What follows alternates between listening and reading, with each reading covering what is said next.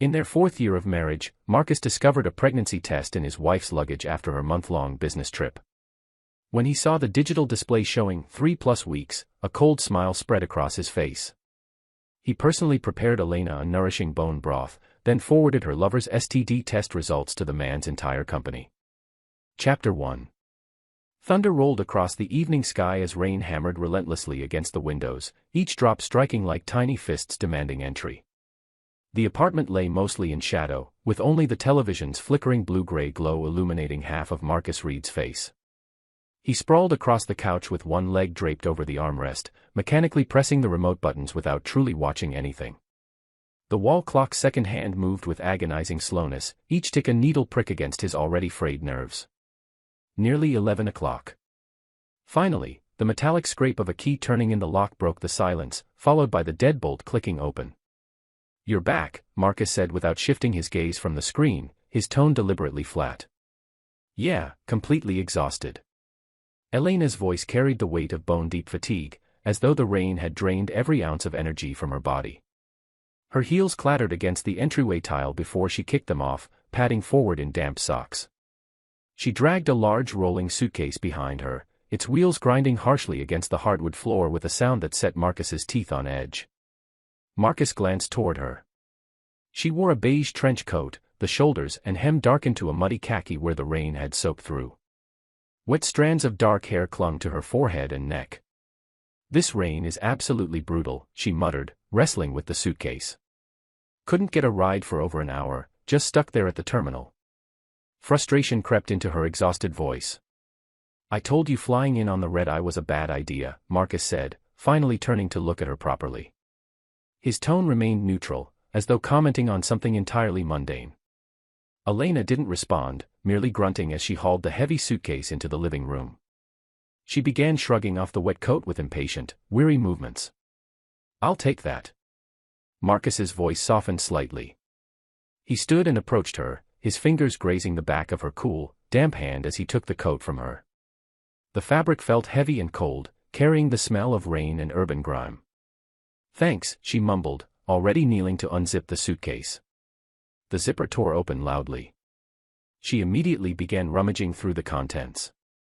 As Marcus carried the coat toward the balcony, his eyes involuntarily drifted downward to the open suitcase.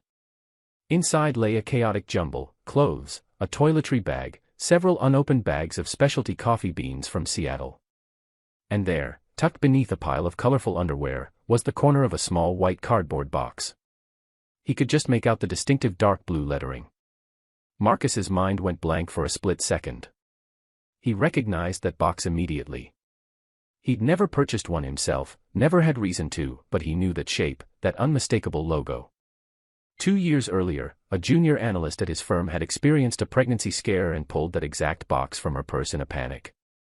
The image had burned itself into his memory. A pregnancy test. An icy chill shot through him, colder than the soaking wet coat in his hands. Something wrong.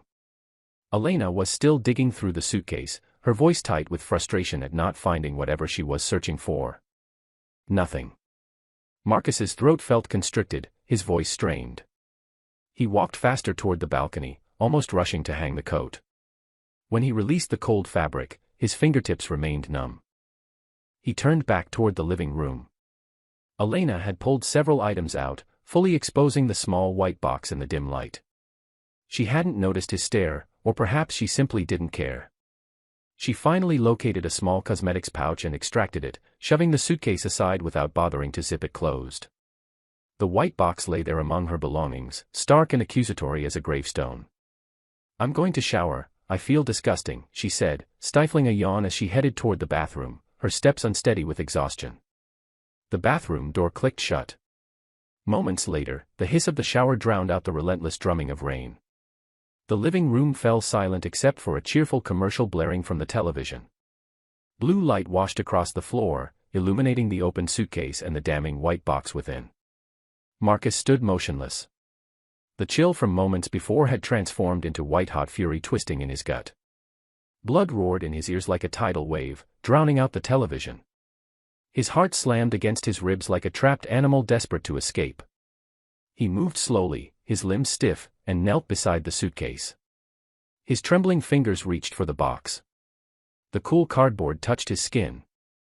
He wrapped his hand around the small, light object. The packaging was covered in text. He didn't need to read it all. His eyes locked onto one phrase in the digital results example window: pregnant 3+ weeks. 3+ weeks. 3+ weeks.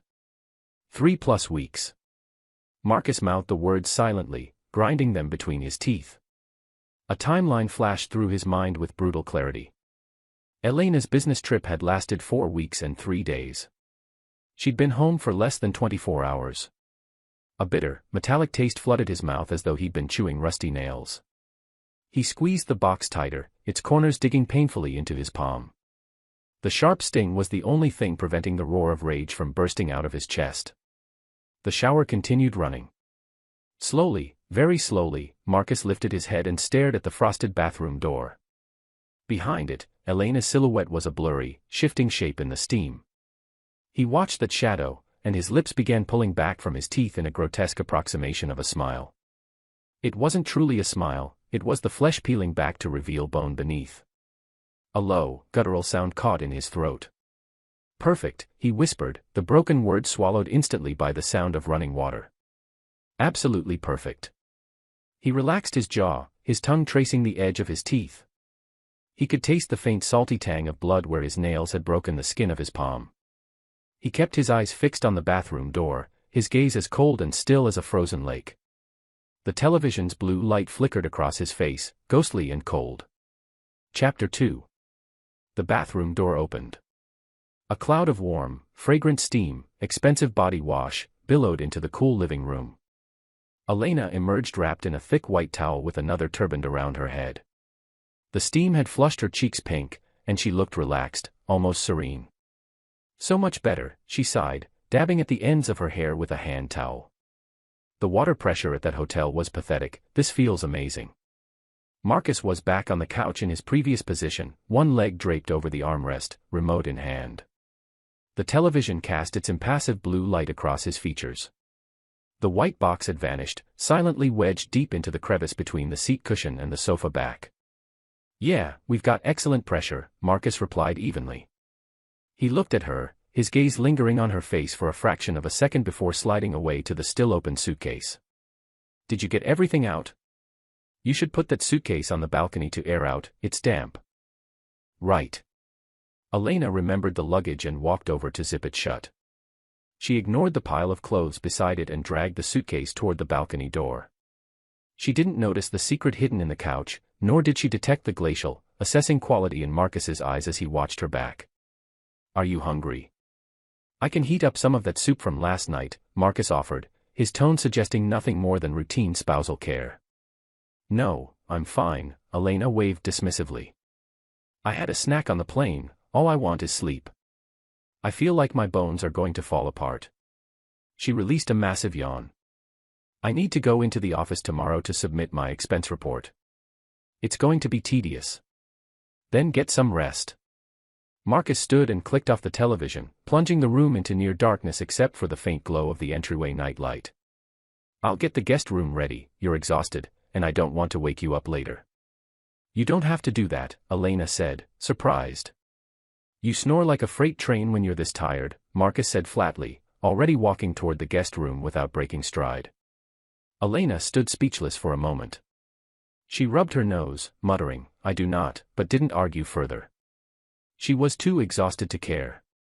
Watching Marcus's back disappear into the guest room, a flicker of unease brushed against her consciousness. But the overwhelming wave of exhaustion washed it away. She shook her head, telling herself she was just overtired and paranoid.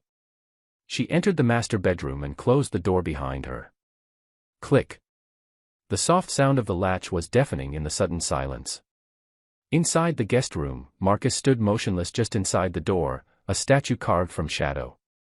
Darkness enveloped him, broken only by the thin sliver of light seeping under the door. He waited until he heard Elena shifting in bed, followed by the deep, even rhythm of sleep. Only then did he turn silently and return to the living room couch.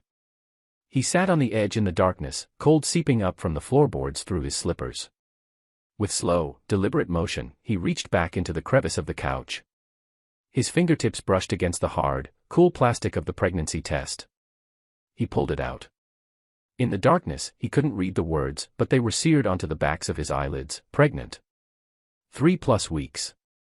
He stared down at the small, weightless box in his palm.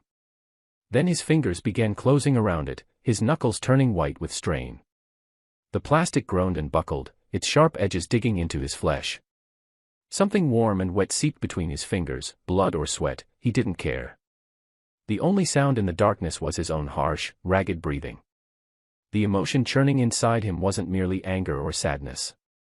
It was something colder, thicker, like toxic sludge poisoning the very air around him. He bared his teeth in a silent, savage grin that only he could feel.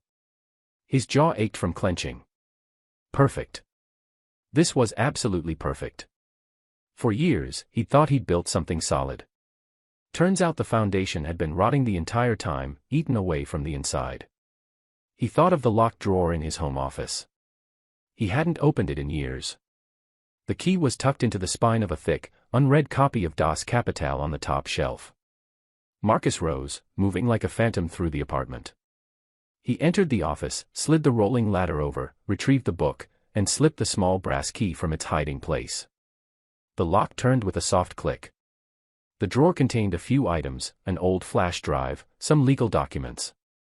He reached beneath them and pulled out a large, heavy leather-bound photo album. He carried it back to the living room as though transporting a gravestone. He sat on the floor, leaning against the cold leg of the sofa, and opened the album on his lap. It was filled with pictures from their very beginning. Awkward college students grinning beneath a cherry blossom tree. Their first vacation, laughing as they ran from ocean waves on some generic beach. Their wedding day, fumbling with rings, their eyes full of a light he now knew was false. The day they moved into this apartment, exhausted but happy on the bare floor. Last winter, building a lopsided, ridiculous snowman in the park. In every photograph, Elena's smile was radiant, her eyes clear. She had been his son, the person he thought he would spend his life protecting. Marcus's fingers, cold as ice, traced the outline of her face in one photo. The woman in the picture smiled with such warmth, such apparent sincerity. And today, her suitcase contained a test proving she was carrying another man's child. 3+ weeks into a 4-week business trip. His body began trembling, not from cold, but from the toxic fury boiling inside him, searching for a way out, scorching his insides.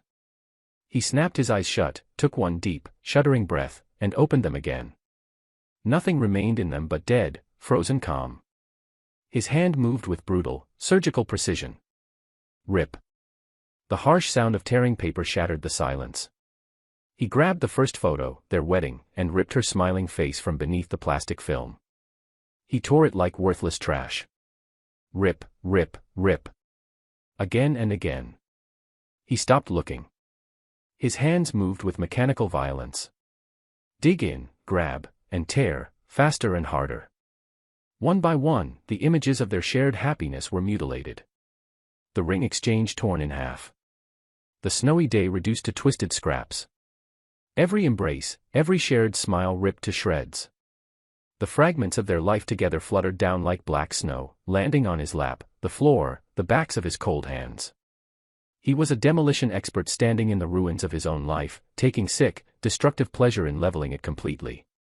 Finally, he reached the last page, a candid shot he'd taken a few months ago. He'd brought her a small gift from a trip, and she'd turned to the camera, her face lit with surprise and delight. In the background was the very couch he now leaned against. Elena's eyes sparkled in the photo, her smile bright. Marcus's hands froze. He stared at the picture, at those eyes that had once captivated him. His fingers trembled at the photograph's edge. The only sound was his own breathing, heavy and labored like a caged animal. He stared at Elena's face, a low growl building in his throat. The violence he'd suppressed all night finally broke through its dam. 2 words forced through his clenched teeth, raw and venomous, scraping his throat like broken glass, "Fucking bastard." The whisper was a blade in the darkness. He raised his hand, no longer tearing but clawing, and drove his fingers into the smiling face in the photograph. Chapter 3. The first hint of dawn, weak gray light, filtered through the curtain gaps, illuminating the wreckage scattered across the living room floor. Torn photo scraps lay everywhere like dead leaves. The crushed white pregnancy test box lay among them, obscene evidence amid the ruins. Marcus had remained on the floor all night, propped against the sofa, his eyes bloodshot. He hadn't slept. When he heard the first sounds from the master bedroom, he moved. He stood, his body stiff, and walked to the kitchen, ignoring the destruction. His steps were steady, almost unnaturally quiet. The refrigerator door opened soundlessly, its interior light casting a sterile glow on his expressionless face. He removed a whole organic chicken, a handful of dates, goji berries, and fresh ginger. His movements were methodical, precise. He rinsed the chicken, quartered it, blanched it, all with the detached focus of a surgeon. He placed a heavy Dutch oven on the stove, added water, the chicken, and smashed ginger. He lit the gas, and a ring of blue flame licked the pot's bottom. He covered it and turned the heat to low. Soon, a gentle simmering sound filled the kitchen, patient and slow. The bedroom door opened. Elena emerged, rubbing her eyes, her hair disheveled. Her gaze fell upon the chaos in the living room, the shredded photographs, and at the center, the mangled white box. She stopped dead. Sleep vanished from her eyes, replaced by shock. Her pupils contracted, and color drained from her face. What is, she stammered, her eyes darting from the floor to the kitchen. Pure, unadulterated panic seized her expression. Marcus was adding dates and goji berries to the pot. He didn't turn around. Did I wake you? His voice drifted out, calm and even. I'm making you some soup. Elena stared at his back, then back at the floor. Cold fear squeezed her throat, choking off her words. She stumbled forward and knelt, her hands shaking as she tried gathering the photo pieces. The pictures. What happened to the pictures? She asked, her voice trembling. Marcus replaced the pot lid and finally turned, leaning against the kitchen doorway. He stood with hands in his pajama pockets, posture relaxed, but his eyes were like scalpels dissecting her pale face, her trembling fingers, the damning white box on the floor. What's wrong? He tilted his head slightly, the corner of his mouth twitching into a faint, cold smile. Did you see something you weren't supposed to? The words hit her like a physical blow. She flinched, dropping the photo scrap she was holding. She instinctively tried covering the white box with her body, a clumsy, futile gesture. No, nothing, what are you talking about, she said, her voice shaking, her eyes darting away from his. I just don't understand why the photos are destroyed. Marcus said nothing. He simply watched her. His stare was so calm it was terrifying, as though he could see straight through her lies to the ugly truth beneath. In the kitchen, the pot simmered steadily, the sound amplifying the suffocating silence. The weight of his gaze was unbearable. Elena scrambled to her feet, her voice becoming shrill with forced indignation. Marcus, say something. What is this? Did you tear up our photos? Did you find out? The last words were a desperate gamble. Find out what, he repeated quietly, but each word landed like a hammer blow. He walked toward her slowly, deliberately. His slippers made a soft, rhythmic sound on the tile. His eyes never left her face. Find out that my devoted wife, on a business trip lasting 4 weeks and 3 days, he stopped a foot from her, looking down, his voice dropping to a frigid whisper. Comes home with a device in her bag detecting a pregnancy of 3+ weeks. An explosion went off in Elena's head. Her last shred of hope was annihilated. Her legs gave out, and she grabbed the sofa back to keep from collapsing. No, it's not what you think, Marcus, let me explain. Fear pitched her voice high, cracking it with unshed tears. It was an accident, just a stupid mistake, it only happened once. I was drunk. I don't even really know who he was. The excuses tumbled out, incoherent and desperate, as tears streamed down her face. Oh. Marcus let out a short, sharp sound, half question, half scoff. He leaned close, his face inches from hers. He could smell the same body wash he used on her skin. Drunk, he repeated, his voice a whisper sharper than a razor. Once. You don't know who he was. He allowed a soft, chilling laugh. Elena, that lie is so cheap. The word cheap was a whip lashing across her soul. And the baby, Marcus stared into her wide, terrified eyes, enunciating each word with chilling clarity. "What are you planning to do with that bastard you're carrying?" Bastard. The word was a branding iron. She flinched violently, her hand instinctively flying to her flat stomach as if to protect it from his venom. She stammered, drowning in shame and fear. She looked into his cold, merciless eyes and felt absolute despair. She shook her head wildly. "I'll get rid of it, Marcus, I'll get an abortion. I'll go to the clinic today, right now. We can just pretend this never happened, okay?" She grabbed the sleeve of his robe, clinging like a drowning woman. "Never happened." Marcus looked down at her hand, at her white knuckles. Then slowly, deliberately, he pried her fingers off his arm one by one. He stepped back, his eyes lingering on her stomach for a moment, cold and analytical, as though studying a contaminated specimen.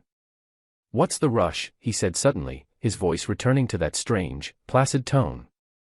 It was almost gentle. "The soup's almost ready."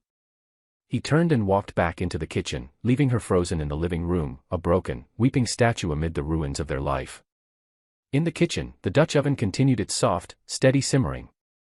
The rich, fragrant aroma of chicken and herbs began filling the apartment. Marcus stood at the counter and picked up a bowl. He lifted the heavy lid, and steam billowed up, momentarily obscuring his face. He ladled the golden, bubbling broth into the bowl. He bent his head, blowing gently on a spoonful of soup. Then he raised it to his lips and took a small sip. It was hot, rich, and savory, with the sweetness of dates and a hint of ginger. He smacked his lips softly, then turned his head to look at Elena, still standing paralyzed in the living room. He gave her a smile that could almost be described as tender. Chapter 4. Marcus sat at his usual place at the head of the dining table. Elena sat at the opposite end, the table's length a chasm between them. The air was thick with the sweet, cloying scent of chicken broth. Elena stared down at her lap, her fingers twisting the fabric of her pajama pants. The steaming bowl of soup sat before her like an indictment. She hadn't touched it. Marcus stirred his own soup with a spoon, the picture of calm. "Why aren't you eating?" he asked, breaking the suffocating silence. Elena flinched. She looked up, met his placid gaze for a second, then quickly looked down again. "I'm not hungry," she whispered. "Not hungry," he repeated. He paused, letting the words sink in. "You're not just eating for one anymore. You're eating for two now, you should have something." Eating for two. The words were needles in her heart. Her face grew paler. She snatched up the bowl and, shutting her eyes, began gulping the soup down as though it were poison. The hot liquid burned her throat, but she didn't stop until the bowl was empty. "I'm done," she said, slamming the bowl down. Her voice choked with tears. "I'm going to get dressed for work." She scrambled up from the table and fled to the bedroom, slamming the door behind her. Marcus sat alone, looking at the empty bowl. The smile faded from his lips, leaving behind an icy mask of indifference. He picked up his phone and opened an encrypted folder. It was filled with photos of a single man, young, with slicked back hair and a smug grin, wearing the polo shirt of a well-known tech company.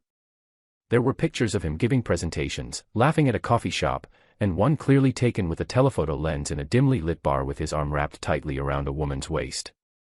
The woman was Elena. She was looking at him, her face relaxed, a hazy smile on her lips. Marcus stared at that photo for 10 full seconds, his eyes as cold as a winter sky. He swiped out of the photos and opened a PDF file. The title read, Pacific Northwest Diagnostics Lab Report, Client ID, PND, DT2024315. The name on the report was Dylan Torres. Marcus scrolled quickly through the blood work, his eyes scanning the data like a hawk. He stopped at the final section, Sexually Transmitted Disease Panel. Syphilis antibody, TPPA positive, plus symbol. RPR titer, 132, reactive. HIV antibody screen, negative, minus symbol. A handwritten physician's note followed, diagnosis confirmed for syphilis, primary stage. Recommend immediate consultation with infectious disease specialist. Avoid sexual contact to prevent transmission. The date on the report was March 15, 1 week before Elena's business trip began. Marcus looked at the screen, at the word positive, and a slow, cruel smile spread across his face. He exited the file and opened his contacts, finding a name, Sullivan.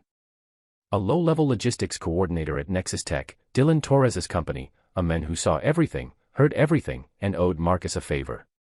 Sullivan picked up on the first ring. "Hey, Mr. Reed." Sullivan's voice was slick with surprise and deference. "What can I do for you?" "Morning, Sullivan," Marcus said, his voice smooth, almost friendly. "I need you to do something for me." "Anything, Mr. Reed, you name it."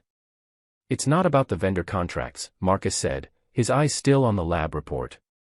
"I have an acquaintance at your company in marketing, Dylan Torres. Seems like a real go-getter." "Torres?" Sullivan paused. "Oh yeah, the new team lead. Bit of a hotshot. He's a friend of yours." "Something like that," Marcus said casually. "Thing is, my acquaintance seems to be having some health problems. Picked up a nasty bug." He let the words hang in the air. "Oh yeah. Serious?" Marcus sighed dramatically. "Not life-threatening, I think, just the messy kind. Syphilis. Positive result. I don't know all the details, you know how it is with young guys, careless." There was a sharp intake of breath on the other end, followed by stunned silence. "Jesus Christ," Sullivan finally whispered, his voice a mixture of shock and salacious glee. "Syphilis? Positive? That slick bastard, you'd never know it. He was running a meeting just yesterday." "I'm just worried about him," Marcus said, his voice dripping with false concern. "And I'm worried about other people. A thing like that is contagious, right? You're a well-connected man, Sullivan. I was thinking maybe you could discreetly let a few people know so they can be careful. Would be a shame if it spread." "I get it, totally get it," Sullivan sounded practically giddy. "Consider it done, Mr. Reed. This is huge. Don't worry, by lunchtime, everyone will know to stay away from Dylan Torres. Disease like that. Good. Thanks for your help, Sullivan." "Anytime, Mr. Reed." "Oh, and Sullivan, this conversation never happened," Marcus said, and hung up. He put the phone down and picked up his chopsticks, plucking a cold date from his untouched soup and chewing slowly. Then he picked up his phone again and opened his email app. He composed a new message to the anonymous HR tip line for Nexus Tech. Subject: Urgent Health and Safety Risk, Employee Dylan Torres. To whom it may concern. This is an anonymous but verified tip from a concerned party. It has come to my attention that marketing team lead Dylan Torres, employee ID 0128, recently received test results from Pacific Northwest Diagnostics, dated March 15, 2024, confirming a positive diagnosis for a highly contagious sexually transmitted disease, syphilis, RPR titer 132. While respecting employee privacy, this condition poses a significant public health risk to colleagues through close contact. Mr. Torres has not disclosed his status and continues engaging in daily workplace activities. It is strongly recommended that management take immediate action to mitigate transmission risk within the office, urge the employee to seek treatment, and evaluate his fitness for his current role. Failure to act could expose the company to significant liability. This information is provided in the interest of employee safety. A concerned colleague. Marcus's finger hovered over the send button for a second. Then he pressed it. Message sent appeared on screen. He then went to his photo gallery, selected the picture of Dylan and Elena in the bar, and opened his text conversation with Sullivan. He stared at Elena's smiling, oblivious face in the photo. A flicker of something unreadable passed through his eyes before they settled back into a cold, dark void. He hit send. No caption. A moment later, he picked up another date from his bowl and began chewing. It tasted sweet. From the bedroom, he could hear the faint, muffled sound of Elena crying. Chapter 5. The 17th floor of Nexus Tech was a tomb. The air hummed with servers and frantic keyboard clicking. Everyone stared at their screens, but every eye was on the glass-walled office of Dylan Torres. Dylan paced like a caged animal, his face a mask of purple rage. His monitor displayed the company's anonymous Slack channel, renamed #Biohazard Containment. Messages flew. At Anonymous Badger, holy shit. The rumors are true. Marketing's golden boy has syphilis. At Anonymous Squirrel, no way. That's slander. At Anonymous Raccoon, it's real. Source says Pacific Northwest Diagnostics. March 15 report. RPR 132. Super contagious. At Anonymous Opossum, he shook my hand yesterday. I'm going to bathe in bleach. At Anonymous Fox, here's proof. A blurry screenshot of the lab report appeared, followed by a much clearer image, Dylan in a dark bar, his arm around a woman's waist, his face uncomfortably close to hers. At Anonymous Bear, whoa. Isn't that the finance consultant from that client account? Elena something. She's married. At Anonymous Deer, so that's where he got it. Screwing around with a married woman. At Anonymous Wolf, he brings his disgusting habits into the office. Fire his ass. HR, management, do something. We don't want to catch his filth. Dylan slammed his fist on the desk with a deafening crack. Who did this? He roared, snatching his coffee mug and hurling it against the glass wall, where it exploded in a shower of ceramic shards and brown liquid. His office door opened. The HR director and the company's general counsel walked in, their faces grim. Dylan, the HR director said, her voice like ice. Please calm down. We need you to come with us to the main conference room. Now. Dylan's rage collapsed into sheer terror. It's a lie, it's all a lie, he stammered. We have a copy of an email, Dylan, the lawyer said flatly. And a lab report. Let's go. Dylan Torres, the office hotshot, deflated into his chair, his face the color of ash. He was finished. Meanwhile, at Elena's firm, the break room was buzzing. Did you hear what happened at Nexus? A woman whispered, her eyes wide. That marketing guy Dylan Torres, the one Elena was working with. What about him? He has syphilis, the woman hissed. It's all over their internal network. And guess what? There's a picture of him getting cozy with a married woman, and it looks a lot like her. Eyes in the break room darted toward Elena's cubicle. Elena stared blankly at her computer, her mind a maelstrom of shame and fear. Her phone lit up, a call from Dylan Torres. Her heart leaped into her throat, her hands shaking. She fumbled to decline the call, but in her panic, her thumb slipped and hit the green answer button. The call went to speaker. Elena. Dylan's voice, a raw, unhinged scream of pure hatred, blasted from the phone speaker. The entire office fell silent. Heads popped up over cubicle walls. Was it you? Did you and your psycho husband do this to me? He shrieked, his voice cracking with desperation. You ruined my life, you bitch. No, I don't know what you're talking about, Elena stammered, her face bloodless. Liar. You and that bastard in your womb can both rot in hell. I'll kill you, I'll fucking kill you. That bastard in your womb. The words echoed through the silent, cavernous office. Every eye fixed on her. Initial shock morphed into disgust and contempt. She was no longer a colleague, she was a spectacle, a piece of filth. A roaring sound filled Elena's ears. A sharp, violent cramp seized her abdomen. A wave of heat spread between her legs. Oh, she whimpered, a small, broken sound. She clutched her stomach as dizziness washed over her. She tried steadying herself on her desk, but her strength failed. She slid from her chair and crumpled to the floor. On the light gray carpet beneath her, a dark red stain was already beginning to spread, blooming like a hideous flower. The office erupted in screams. Oh my God, she's bleeding. Call 911. Amid the chaos, Elena lay on the floor, her body growing cold, her eyes staring at the acoustic ceiling tiles.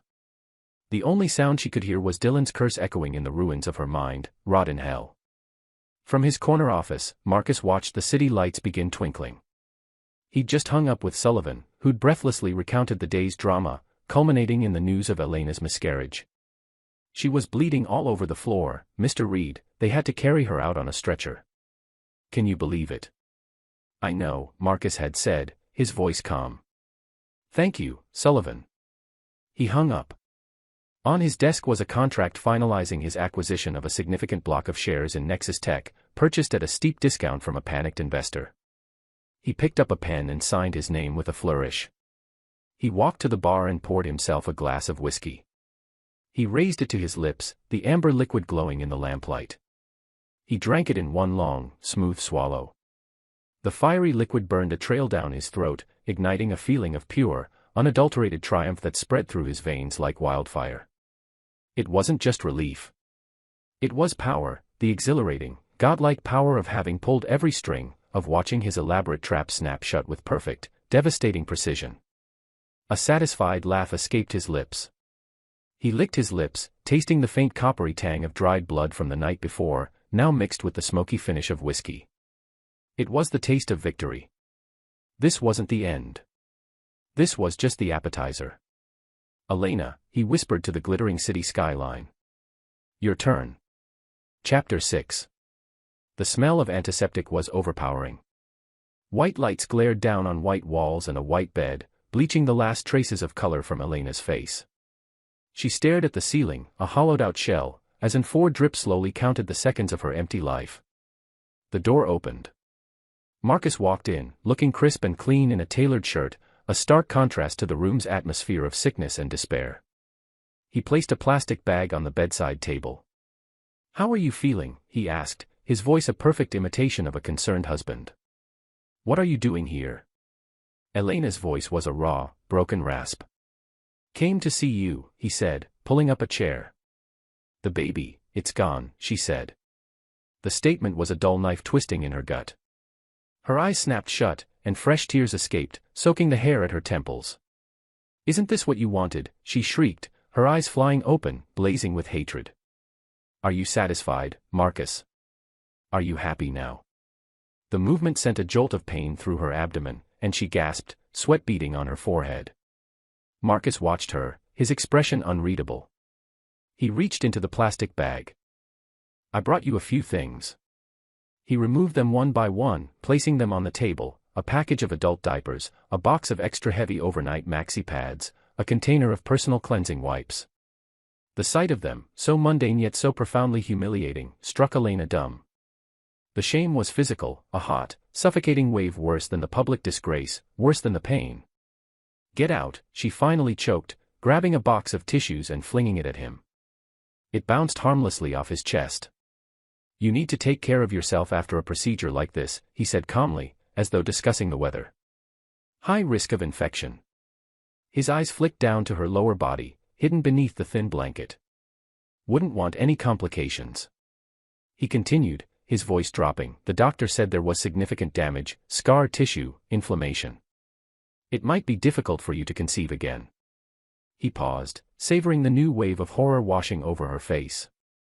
"But," he added, a cruel smile touching his lips, "that bastard was never meant to be born anyway, so it all works out." A raw, animal scream tore from Elena's throat. She lunged forward, ripping the 4 from the back of her hand. Blood welled up, bright red against her pale skin. A nurse rushed in. "What's going on?" "Ma'am, you need to calm down." "I'm sorry, nurse," Marcus said, his voice full of regret.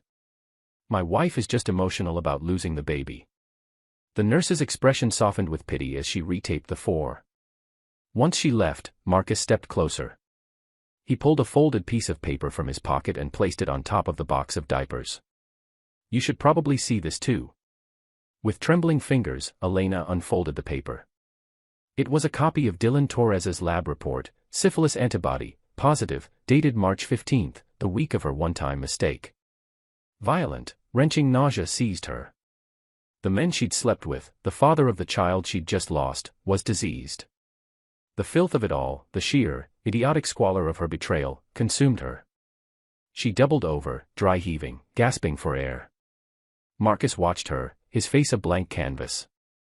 When her retching subsided into weak, shuddering gasps, he leaned down, his lips close to her ear. "See," he whispered, his breath warm against her skin, "the men you chose didn't just give you a bastard, he almost gave you a disease." He straightened, a look of profound satisfaction on his face. "Your judgment, Elena, it's flawless."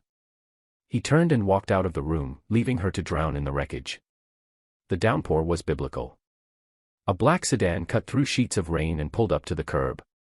Marcus got out, opened a large black umbrella, and walked to the passenger side. He pulled the door open. Elena was huddled in the seat, swimming in an old oversized coat he'd brought for her. She looked like a ghost. "Get out," he said. She didn't move. With a sigh of impatience, he reached in, grabbed her arm, and hauled her out of the car. She stumbled onto the wet pavement, icy rain instantly soaking her. He dragged her into the building and up the elevator in silence. The apartment door was already open. Lights were on, bright and sterile.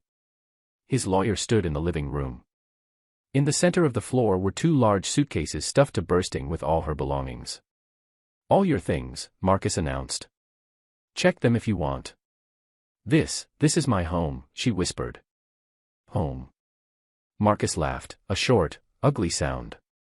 "This stopped being your home the second you let another man knock you up." The lawyer placed a thick document on the coffee table. "Ms. Hayes, this is the divorce agreement. It includes a waiver forfeiting your claim to all marital assets. Please sign here." "No," she breathed, backing away until she hit the wall. "No." Marcus's voice dropped to a menacing whisper. "Don't make me remind you, Elena. Don't make me leak the details of your affair, the lab reports, the miscarriage. Think about what happened to Dylan Torres. Do you want that, or worse?" The fight drained out of her. Terror was absolute. "I'll sign," she rasped. She crawled to the table and scribbled her name, a spidery, illegible mark of surrender. "Good," Marcus said, taking the papers. "Now take your things and get out." He kicked one suitcase. "Get this trash out of my life." She tried to stand, to pull the heavy suitcase, but her legs gave out. She collapsed onto the floor, fresh pain shooting through her abdomen. Marcus watched her fall, his face impassive. Then he walked to the balcony, slid the glass door open, and let the storm howl into the room. He turned and, with a vicious kick, sent a cardboard box of her books and pictures spilling onto the rain-lashed balcony. A framed photo of them in college shattered against the railing. "Take the garbage," he said, and walked into his office, shutting the door. Somehow, Elena found the strength to move. She crawled, dragging the heavy suitcase behind her, leaving a wet trail on the floor. She hauled herself and her luggage to the door, each movement agony. The rain outside was merciless. She stood at the threshold, looking back one last time at the apartment that had been her home. The lights were bright and cold. The space already looked like it had never been hers. She stepped out into the storm. The door slammed shut behind her with a finality that echoed through the empty hallway. The lock clicked. Inside, Marcus stood at the window, watching the rain. In his hand was a glass of whiskey, amber liquid catching the light. Below, he could see a small figure struggling with 2 suitcases, disappearing into the storm. He raised the glass to his lips and took a slow sip. The warmth spread through his chest. On his desk lay the signed divorce papers, her trembling signature stark against the white page. Next to it was the contract for his new shares in Nexus Tech. Everything was going according to plan. He walked to the living room and began gathering the torn photographs from the floor. One by one, he collected the shredded pieces of their life together and carried them to the kitchen. He opened the trash bin and dropped them in. They fell like confetti into the darkness. The crushed pregnancy test box was the last thing he picked up. He held it for a moment, staring at the mangled cardboard. Then he dropped it into the trash and closed the lid with a soft thud. He returned to the window. The rain continued its relentless assault on the glass. The city lights blurred into streaks of color through the water. Marcus stood there, perfectly still, perfectly calm. The apartment was silent except for the drumming of rain. It was finally clean. He finished his whiskey, set the glass down, and walked to his bedroom. Tomorrow would bring new opportunities, new victories. Tonight, justice had been served.